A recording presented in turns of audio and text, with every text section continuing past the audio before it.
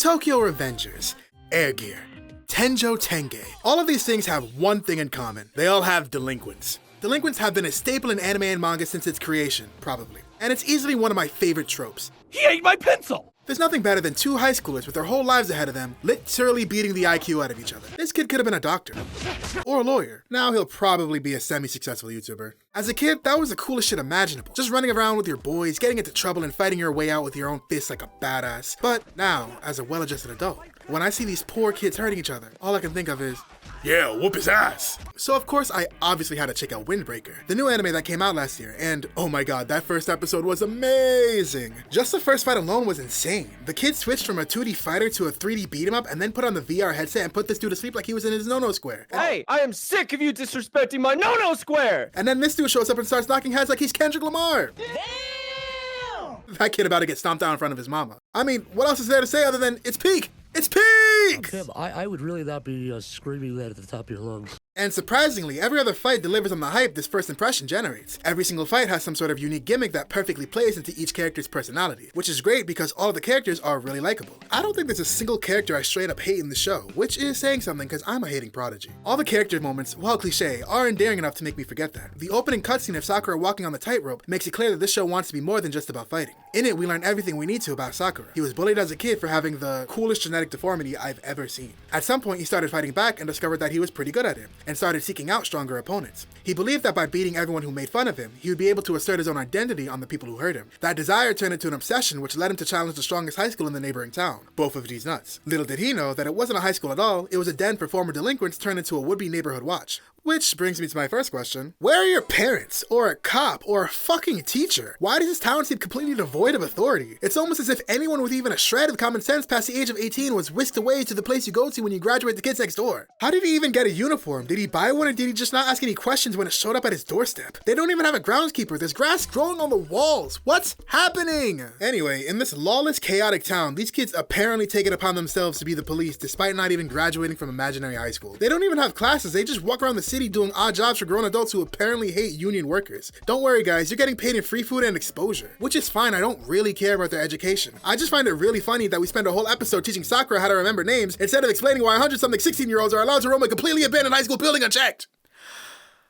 What this show lacks in situational awareness, it more than makes up for in personality. Sakura's journey of making friends and how almost every interaction he has is him trying to jump a new hurdle is charming. From learning to take compliments to actually figuring out how to use his messaging apps and even learning other people's names. I really didn't think we had to spell that one out for you, but here we are I suppose. But the show especially shines during the fight scenes, which despite my 2-minute rant, is the main draw of the show. Every character has a unique fighting style that not only makes fights fun to watch, but shows the audience who they are. Sakura uses wild and crazy attacks that emphasize his freedom to not only assert his dominance, but also assert his identity. He fights so people know who he is, so of course he's gonna want to make it look flashy so they don't forget him. Suo doesn't fight to hurt people, he fights to break them. He repels or counters every attack to make them give up. It seems kind at first, but the more he does it, the more it looks like he's trying to humiliate his opponent. Probably a bad habit he picked up from whoever taught him how to fight. Tsukishita is big and brolic, so when he smashes people into the pavement, you think it's because he's using his build to his advantage. But fast forward a couple episodes, and you see that he's emulating his hero, Umemiya, who himself uses powerful attacks to force his opponent to submit. Umemiya, by his own account, is only strong because he has the weight of the people who believe in him behind his punches, which makes it a really fun dynamic where Tsukishita only sees Umemiya for his strength, but Umemiya is only strong because people like Tsukishita see him as such. Even their enemies have incredibly deep character arcs tied to their fighting style. Joe starts out with grabs against Sakura. He tries to end the fight as soon as possible in the dirtiest way possible. High reward, low effort. It gives off the impression that he doesn't care. But then you get his backstory and realize that the reason why he's such an asshole is to protect his friend, Mikey Jr., from having to dirty his own hands. Joe is playing the bad guy so no one else has to.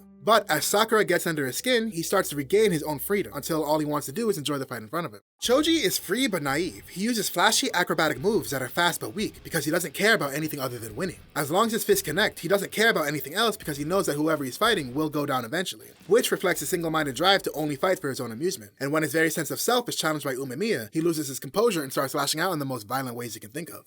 Ah! Ref! Ref! Foul! Offsides! Every fight is amazing because they all have meaning beyond just looking cool. They all advance the plot in some way, which ironically makes them even cooler. This show cares about its characters, so the actual conflict is fun to watch. This show loves its characters so much that the big final fight, the climactic showdown between the two leaders of the enemy factions, isn't even a fight, it's a therapy session. which is my favorite shit. If you didn't catch this in my Midoriya video, which you should watch after this one, I love heroes, and Umemiya is textbook. Since the beginning of the show, he was foreshadowed to be the big boss, the final obstacle in Sakura's way to the top. But when you meet him, he's smiling, goofing off, not taking anything seriously. The only time he does take things seriously is when his friends get hurt, but even then, he's still in control. You could even infer from the way he talked about the upcoming fight that he not only knew what this was all about, but even knew how he was going to end it. Although I don't think he saw the bite of 87 come. God damn it, ref! Umemiya better than me. If I was him, I would have laid that kid out and started dancing on his corpse.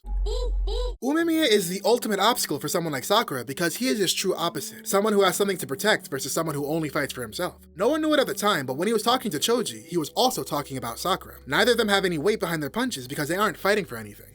And just like with Choji, we see that slow evolution within Sakura after the fighting is done. He gains an interest in other people, he starts to realize what he lacks, and as he's given more responsibility, he feels the need to start trusting other people to help him live up to the expectations. It's a gradual shift in character that we only get to see because the fighting is there to make the character shine, not the other way around. It is honestly despicable that they ended the first season not even on a cliffhanger in the middle of the next arc. Do you understand the fear of watching the last few minutes of the last episode tick away and thinking to yourself, that can't be it, there has to be more, right? I was there for Penny and Saki season 1.